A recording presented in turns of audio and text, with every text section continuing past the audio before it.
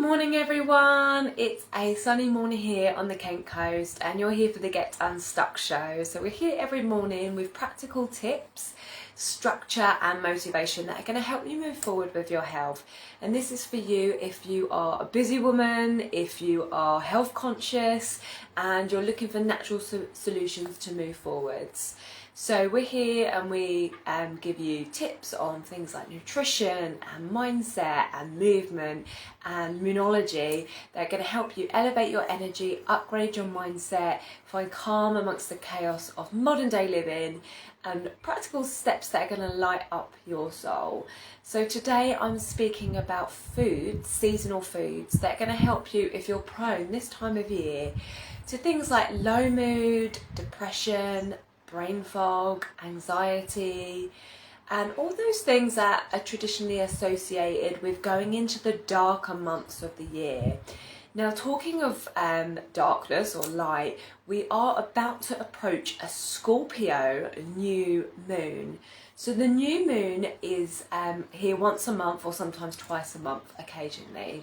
And it's when we can't see the moon. So we're one day away from the new moon. So the sky is very dark, the stars come out, which are beautiful, but it's almost like a metaphor for wiping the slate clean, like a fresh start, a new beginning. And each new moon comes associated to an astrological sign. And this one's in the sign of Scorpio, so happy birthday for any Scorpios out there coming up Scorpio season. And Scorpio is the sign of deep transformation, and it really offers us a chance to look at the shadows. You know, there is much less light this time of year, so things that have been lurking in the shadows, whether that's with our mood, with our health, with problems that we've got with our life or perceived problems, we can use this new moon to kind of really go in and see what is ready for transformation. And that's the kind of thing that we do with every ceremony that we do inside the Holistic Health Circle. So we offer a new moon and a full moon ceremony, and the new moons are they're like new starts, and we sit down with intentions and we look forwards how we're going to move forwards this month with our health, with our life, with moving towards our dreams basically. But today I wanted to talk a little bit about that low mood and what you can use to support yourself nutritionally. So in traditional Chinese medicine, the lungs, the intestines, the skin and the mind are associated with autumn. And the foods that are going to support this are white foods. And white foods tend to be very grounding because they tend to come out the earth. Not quite like well, white potatoes, yes, they do come from the earth, but not like your pumpkins and your squashes, but more like your celeriacs, your cauliflowers. I've got my list here because we've written it on a blog and I just want to check that I don't miss anything. So I will link to the blog as well. If you go to the Holistic Health Collective blog page, it's the latest blog called Autumn Nutrition to Stay Healthy. So these are the foods that are going to support your lungs, they're going to support your guts, they're going to support your skin and your mind.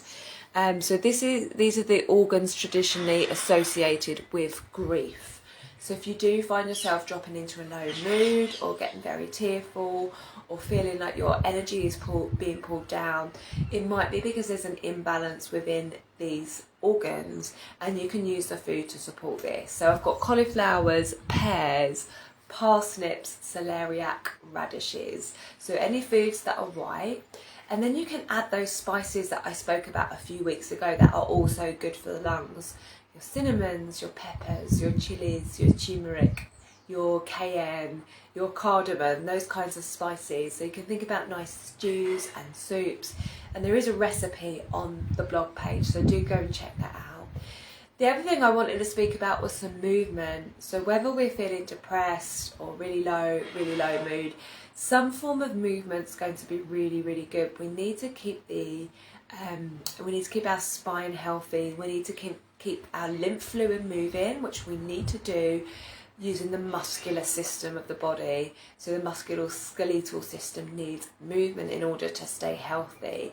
So it will be my favourite pose to practice for grounding and for this season is a child's pose. So I don't know if you'll see this, but you may be familiar with the child's pose, and it's simply bringing the knees wide or close together. You might like to place a cushion or a block underneath the hips. And then you can also add support here by form of a pillow or a bolster. And you simply elongate the spine. Probably need to move the camera back a bit more. The forehead goes down, but it might go down on the hands or on a block. Stretch the hands out. So what we're doing is we're getting the head lower than the heart. We're elongating the spine. We're stretching the back muscles, which can be very relaxing for the body. And we're allowing the blood to rush up to the head and up to the higher part of the body, which is really rejuvenating for the brain, very good for your mind. So that's my top movement tip. The other one is simply Sukhasana, which is an easy seat. So it might look like this. It might look like your legs are outstretched, or you're sitting with crossed legs. And then you come to some breath awareness. So it could be your hands on your body. It could be with your palms facing up. And as you slowly breathe in, you can imagine that you're picking up the breath from the base of you and drawing it up your spine all the way to the nose. And as you breathe out, you're dropping the breath back down, so grounding the breath back down.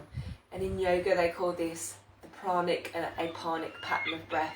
So the elevation and the lifting is the prana, and the drop-in is the apanic pattern.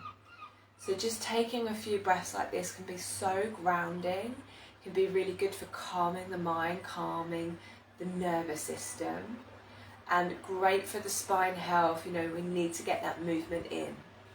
So I'm going to leave it there, keep it simple. You know, those are the things that you could hopefully implement in your week, in your day now.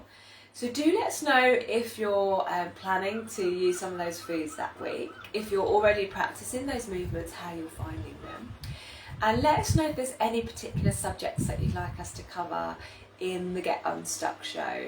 So I'll be here next week and we'll be talking a little bit more about how to transform the shadows into light.